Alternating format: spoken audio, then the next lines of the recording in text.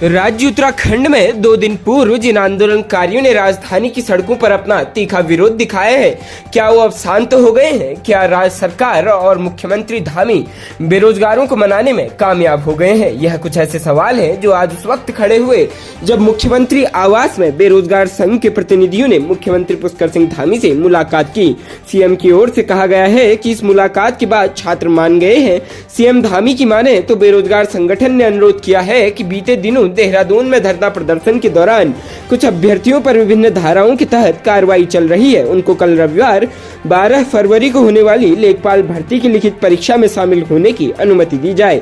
इस मांग को मानते हुए मुख्यमंत्री ने डीजीपी अशोक कुमार को निर्देश दिए हैं कि इन छात्रों को लेखपाल भर्ती की लिखित परीक्षा देने के लिए निर्धारित परीक्षा केंद्रों तक पहुंचाने और वहां से लाने की व्यवस्था की जाए। इसके साथ ही सीएम धामी ने कहा कि राज्य में जो नकल विरोधी कानून लागू किया गया है उसमें गड़बड़ी करने वालों को सख्त सजा का प्रावधान दिया गया है। वहीं बेरोजगार संगठन ने इस बात का खंडन करते हुए कहा कि बेरोजगार संघ का कोई भी शिष्टमंडल मुख्यमंत्री से मिलने नहीं गया था। इस बात का खंडन खजान सिंह राणा ने किया है। नमस्कार। जहाँ तक अभी एक सीमा आवश्यक पोस्ट आई है, मैं आपको बता देना चाहता हूँ। हम लोग लगभग 7 लोगों का डेलीगेशन गया था, जिसमें पीसीएस के अभ्यर्थी भी थे और मुझे भी सुबह कॉल करके बुला दिया गया था। बेरोजगार संगठन जैसे कि आप जानते हैं अध्यक्ष अभी तक छूटे नहीं है, तो अनुमति उनसे लेनी थी क्योंकि वो यहाँ नहीं है। मैं भी उनके साथ गया हुआ था और बात वहाँ पर पेपर कैंसिल की भी की गई। साथ साथ में बॉबी भाई की रिहाई की बात भी चल रही थी, जो कि सीएम साहब ने पेपर कैंसिल की बात तो नहीं मानी, लेकिन रिहाई की बात वो मान गए हैं। इसके साथ साथ में आपका अन्य प्रकार की परीक्षाओं की जो बात है वो भी वहाँ पर चल रही थी। तो मैं आपसे ये बता दूंगा कि जो हम गए थे, हम बेरोजगार की लेटर पैड पर नहीं गए थे, वो एक आम छात्रों का लेटर पैड था। मैं बेसिकली उन छात्रों से व्यक्तिगत तौर पर परिचित था कि कौन कौन हमारे साथ आए हुए थे। और अगर आप लोग मैं ये नहीं समझ पा रहा कि आप लोग मेरी लिए किस बात को लेकर आक्रोशित है कि मैंने ऐसा क्या कर दिया है। मैं छात्रों के कहने पर वहाँ गया हुआ था और सुबह हम गए तो जो भी बातें वो सीएम साहब ने कहा, मैं फिलहाल मैं भी जो बेल करारी बॉय भाई की उस टीम में शामिल हूँ और यहाँ पर मैं भी कचहरी में इस वक्त बैठा हूँ। उत्तराखंड लोक सेवा आयोग ने एसएसपी हरिद्वार के आधार पर राजस्व उप निरीक्षक यानी पटवारी लेखपाल एवं संयुक्त कनिष्ठ अभियंता परीक्षा 2021 परीक्षा में नकल करने वाले अभ्यर्थियों की पुष्टि करते हुए सूची जारी कर दी है। उन्हें राज्य के नकल रोधी कानून के तहत आगे की परीक्षाओं से वंचित करने सहित अन्य कार्रवाइयां की जा रही है। सूची में राजस्व उप निरीक्षक की परीक्षा देने वाले 44 अभ्यर्थियों नितिन कुमार, चांदवीर, अजय कुमार, पार्थ चौधरी, शाहरुख, विपिन, मनोज वर्मा, विशाल कुमार, डेविड, अर्जुन, राज, आदित्य, परमार, चंद्रशेखर, दीपक कुमार, सौरभ सैनी, कमलेश जोशी, विनीत कुमार, अंकित कुमार, अंकुश कुमार सिंह, शोभित कुमार, दीपक कुमार, राहुल सैनी, दीपक कश्यप, शिवम कुमार, सूरज लोधी, जोनी सिंह बैगरवाल, पोंटू, अजय कुमार, पंकज कुमार, नीरज कुमार, नितेश कुमार, अमित कुमार, केएम डिम्पल, संदीप कुमार, मीनू अनुराधा, निशा विक्की कुमार, मनीष व प्रमोद कुमार शामिल हैं। इनके अलावा संयुक्त कनिष्ठ अभियंता परीक्षा 2021 परीक्षा में शैली कार्तिकेय देव, अपूर्व, अभिनव सिंह, अक्षय चौहान, आशुतोष चौहान, गोविंद सिंह, राहुल सैनी, मोहित कुमार, सागर अली, गालिब खान, नितिन कुमार व रोहित कश्यप का नाम शामिल है। इन पर कार्रवाई की जा रही है। राज्य उत्तराखंड में हरिद्वार ऋषिकेश राष्ट्रीय राजमार्ग पर नेपाली फॉर्म के पास पीएनजी के केंद्रीय भंडारण निगम के भंडार गृह में अचानक आग लग गई। देखते ही देखते आग की लपटों ने विकराल रूप धारण कर लिया। धमाकों की आवाज से आसपास के लोगों में दहशत फैल गई। सूचना पाकर मौके पर पहुंचे दमकल कर्मी आग बुझाने का प्रयास कर रहे हैं। जानकारी के अनुसार रायवाला थाना पुलिस को रात करीब 11 बजे नेपाली फार्म के पास स्थित पीएनजी के केंद्रीय भंडारण गृह में भीषण आग लगने की सूचना मिली। सूचना पर थाना प्रभारी कुलदीप पंत पुलिस बल के साथ मौके पर पहुंचे। पुलिस की सूचना पर ऋषिकेश से दमकल वाहन नेपाली फॉर्म पहुंचे। थाना प्रभारी ने बताया कि गोदाम के अंदर गेल कंपनी के प्लास्टिक के पाइप और अन्य सामान रखा हुआ है। बताया भंडार गृह में खड़ी एक जेसीबी भी जल गई है।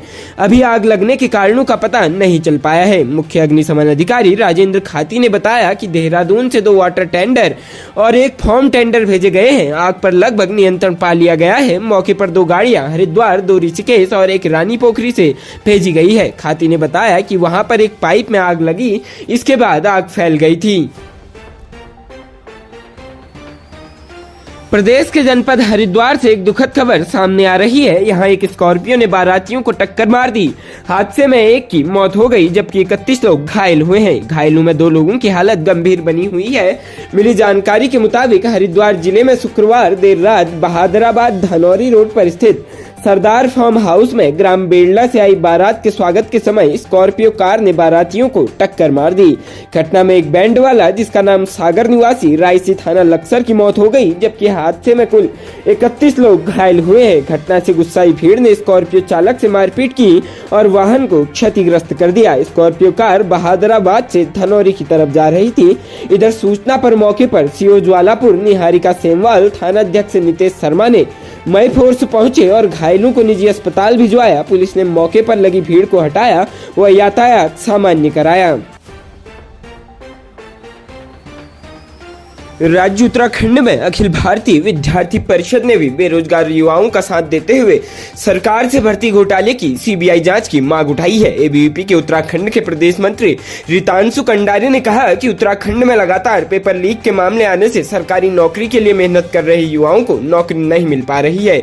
धनबल से अयोग्य अभ्यर्थी नौकरी पा रहे हैं। कंडारी ने सीएम से प्रदेश में हुई 6 विभागों की भर्तियों में धांधली व भ्रष्टाचार पर जल्द सीबीआई जांच की मांग उठाई है। प्रेस विज्ञप्ति को जारी बयान में कंडारी ने कहा कि जल्द एबीवीपी भी सीएम से मिलकर भ्रष्टाचारियों के खिलाफ सीबीआई जांच की मांग करेगी। साथ ही दोषियों के विरुद्ध कार्रवाई न होने पर प्रदेश भर में आंदोलन की चेतावनी देगी। कहा कि जल्द उक्त मामले में युवाओं को इंसाफ दिलाया जाएगा।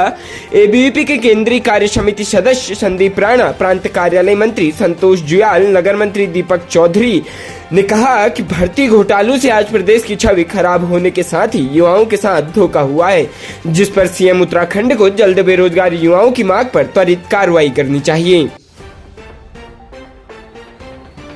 राज्य उत्तराखंड में एक विवाह के दौरान दूल्हे ने अपनी दुल्हन के साथ 7 फेरे लेकर 7 जन्मों तक साथ निभाने का वादा किया, लेकिन किसे पता था कि काल के क्रूर हाथों ने उन्हें कमोबेश 7 मिनट ही साथ निभाने का मौका दिया। 7 फेरों के तत्काल बाद ही दूल्हे को हृदयाघात हो गया और उसकी अस्पताल ले जाते हुए मौत हो गई। इससे शादी की खुशियां मातम में बदल गई। दूल्हा मेडिकल के क्षेत्र में ही एक चिकित्सालय में कार्यरत था।